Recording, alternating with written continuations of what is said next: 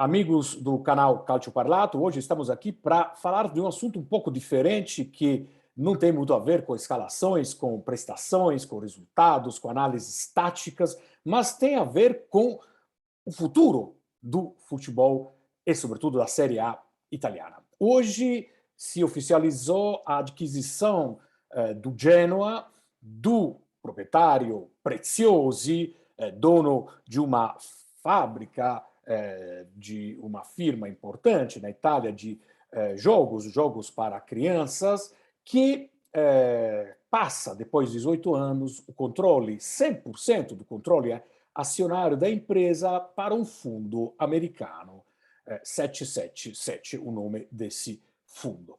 Mas isso, embora já anunciado, já previsto há algum tempo, não deixa de ser uma surpresa, porque o Preziosi não era novo a anúncios fakes.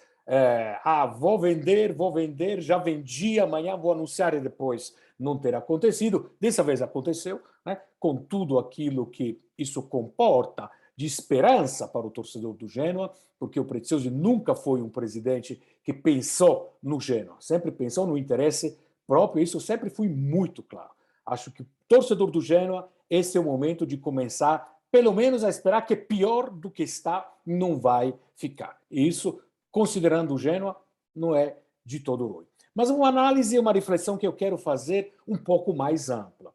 Hoje, na Itália, das 20 sociedades, 20 clubes que fazem parte da Série A, 40% são em mãos a investidores estrangeiros. Isso já é um fato importante. Se a gente pensa 20 anos atrás, isso era impensável que se pudesse chegar a essa situação. Quais são? Né? O Genoa, que foi anunciado hoje, o Milan e o Spezia estão em mão a fundos de investimento americanos. A característica dos fundos é aquela de ter um investimento que possa trazer o lucro. Isso precisa estar bem claro para todos os torcedores. Eu não quero tirar a poesia, não quero tirar o fascínio do futebol. Pelo amor de Deus, a gente vive disso, a gente vive dessa paixão. Né? Mas é também no momento em que a gente precisa analisar algumas questões ligadas a questões técnicas, não podemos esquecer que temos esse detalhe, que se não tiver lucro, o fundo sai. Então, isso é extremamente interessante. Quais são os outros 5 clubes que têm investidores? A Fiorentina, a Roma e o Venezia. Nesses casos, são proprietários, pessoas físicas, digamos assim, donos de grandes empresas, que são, nesse caso, proprietários diretos desses 3 clubes que administram esses clubes, ou diretamente, ou através, evidentemente, alguns administradores delegados que fazem a função, mas respondem a um único proprietário. Aqui também podemos dizer que o lucro seja o objetivo? Sim, mas tem sempre a questão da vaidade pessoal, tem sempre a questão do fator individual. Eu, proprietário, por exemplo, o Comisso, de origem italiana, calabrese, que veio para a Itália comprar a Fiorentina, ele tem uma questão pessoal dele. Né? O lucro, nesse momento, parece não ser exatamente a principal questão. E depois temos a Inter e o Bologna. Bologna é também um proprietário, mas é canadense, né? Coloquei de fora, mas é de norte-americano, né? E a Inter de Milão, que pertence a um grupo chinês. E aqui também precisamos fazer um parêntese importante. A crise que vocês devem estar acompanhando, né, da Evergrande, que é um colosso, uma multinacional chinesa da construção civil, que está em uma fase de pré-falência, né, ela não está conseguindo, ou pelo menos há sintomas de que ela não consiga honrar as dívidas com empréstimos feitos, isso, claro, que pode afetar toda a economia chinesa e mundial. Né? Mas, em particular, a Inter de Milão, que é controlada pela Suning, que é uma empresa que já tem problemas de liquidez, e por isso, inclusive, anunciou que não faria mais investimentos, E por isso o Antônio Conte saiu no início da temporada, ou no final da temporada passada, seja isso bem claro. Né? E temos uma questão importante que nós temos que saber. A Suning emprestou em 2017 2,1 bilhões de euros para a Evergrande, que evidentemente pode se tornar incapaz de devolver essa dívida.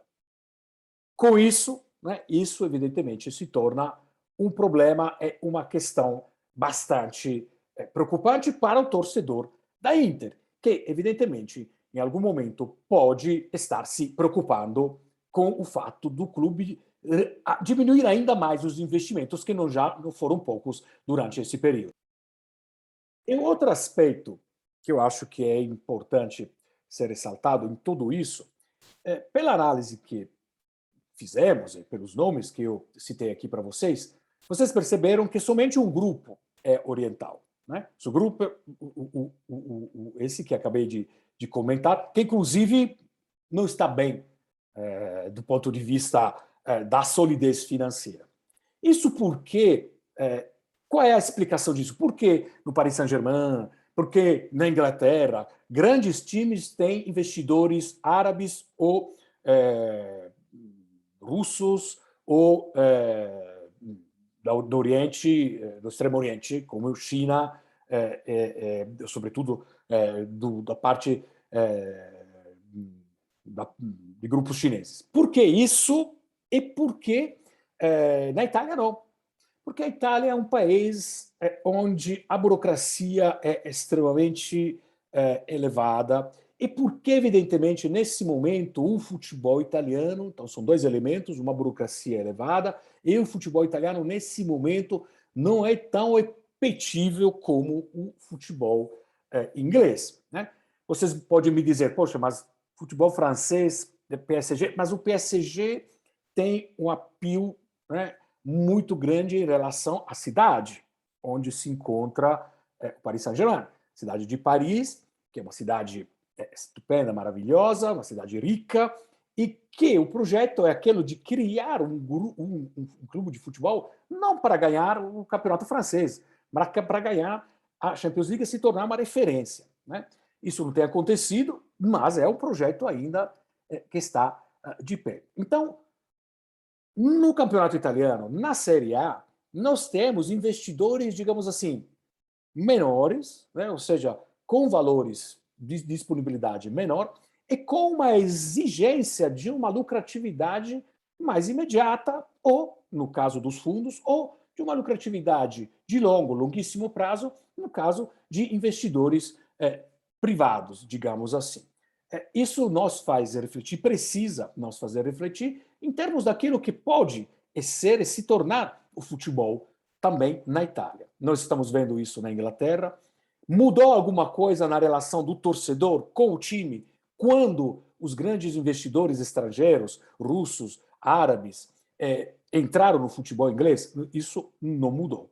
Mas, evidentemente, que muda a relação que tem o clube, em geral, com as exigências que o novo proprietário vai ter que fazer. Então, o novo proprietário ele dá inputs que são claramente voltados a ter um equilíbrio financeiro ou a ter um retorno de imagem que seja e que pague e que recompense o fato de ter investido uma quantidade gigantesca de dinheiro. E, para finalizar, na Itália temos um exemplo muito claro. A Juventus, cuja proprietária desde sempre, desde a sua fundação, foi a Fiat. É a Fiat. O grupo Fiat, que é de uma família Agnelli, claro, mas Fiat não é mais somente a família Agnelli, porque hoje tem também investidores, que são pequenos ou grandes, que compram suas ações. Mas o controle, como se diz, controle acionário, a maioria das ações está na mão da família Agnelli. E é operação que aí tem a ver muito com, sim, com a questão da imagem, a questão da vaidade também. Né? Mas tem uma questão de custo. Quanto que custa para a Fiat manter a Juventus nesses níveis?